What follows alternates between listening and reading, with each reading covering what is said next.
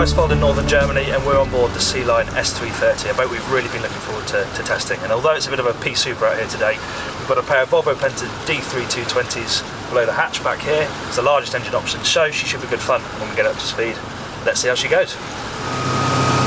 As previously mentioned, we have got the largest engines on board today, which means there's plenty of power. She's topping out just over 30 knots, which is more than enough for a boat like this. It's a family cruiser.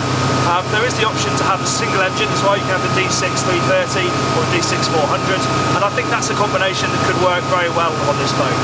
One of the reasons I'll say that is because she's a little bit noisy. Two engines back there, and just the shape of the cockpit, it is a little bit louder than you might want for longer journeys, but the single engine might be able to help out with that, and I think obviously with fuel economy and performance will be very good as well. The good news is that whichever engine you choose, it's always going to be, or they're always going to be connected to stern drives, which means that this boat is extremely good fun out on the water. Doing our boat-to-boat photo shoot today, it's made so easy by the fact that the boat is so agile. Place it wherever you want. Yes, it's extremely calm today, which also makes life easy, but there is no better way to have fun on a boat like this than with stern drives.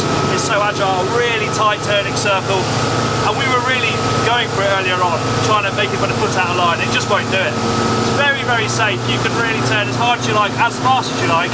It's never going to bite you back. Try and walk, skip. It's lovely and planted. Great fun at the same time. Maybe grey, but it's a lovely still day out here, so turn the engine off so we can talk in a bit of peace and quiet about the helm setup here, which is actually very good.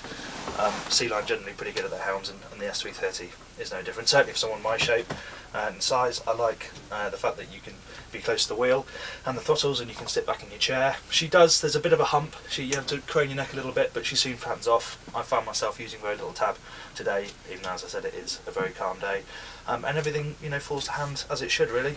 Plot is nice and close. There's room for another one here actually if you want it. All the major switches fall to hand, and there's not too much I change. And you also have this flip down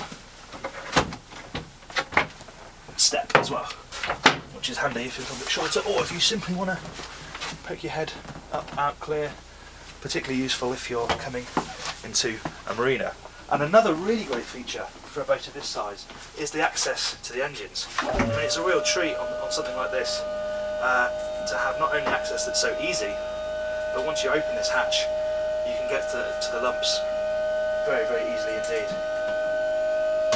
I mean, that really is superb for a boat of this size. You can get around both sides, and of course we've got the twin lumps here, and if you've got the single lump, things are even easier. I've got to say, spending some time on the S330 today, it really doesn't feel like a boat that's just over 30 feet long. The cockpit here, because they've kept things quite simple, it feels plenty spacious enough. There's loads of room around here for people to sit. You've got your wet bar opposite, and I really like the fact that you have two forward-facing seats as well, which are raised, which is great for when you're going along. And of course there's the really interesting roof setup. By having a central radar arch, it means that the aft section of the roof and the front section of the roof come together, and it really does feel very open. It looks like a small detail, but actually it makes a big difference when you're out on the water. We did a full look at the interior of this boat at the Southampton Boat Show. You can see that video on mby.com. But let's just talk quickly about some things they're going to change down here, because this is a prototype and they're going to make a few adjustments for the full production model. First thing is they've got the table in here, which they didn't have at Southampton, so you can get a fuller idea of what your lower dinette is actually going to be like. And considering the size of this boat, it's actually perfectly comfortable. There's just about room for people to have something to eat down here, but obviously it's not going to be a grand banquet. The changes they're going to make on the galley, they're going to split away the sink from the two-ring hob here, and they're going to make room for a microwave, which is a pretty sensible addition. One thing I think you could do with down here, and would be quite easy to fit here, is a wooden handhold of some kind. There's not actually anything physical for you to grab onto. The table's here, you've got the countertop here, but it would be really good just to have a proper solid handhold right here. You see a boat like the Sealine S330 at a boat show and you think, yes, that's clearly a good package, layout's good, but how does it actually work out on the water? And it's good news to be able to report that it does work very well out on the water. Yes, it's very calm, but the dynamics seem to be very good. We have the top engine package, and of course you can have the single engine as well. And of course, if you spec it right, you can have it for around £200,000 in the UK, and that is an undeniably attractive package.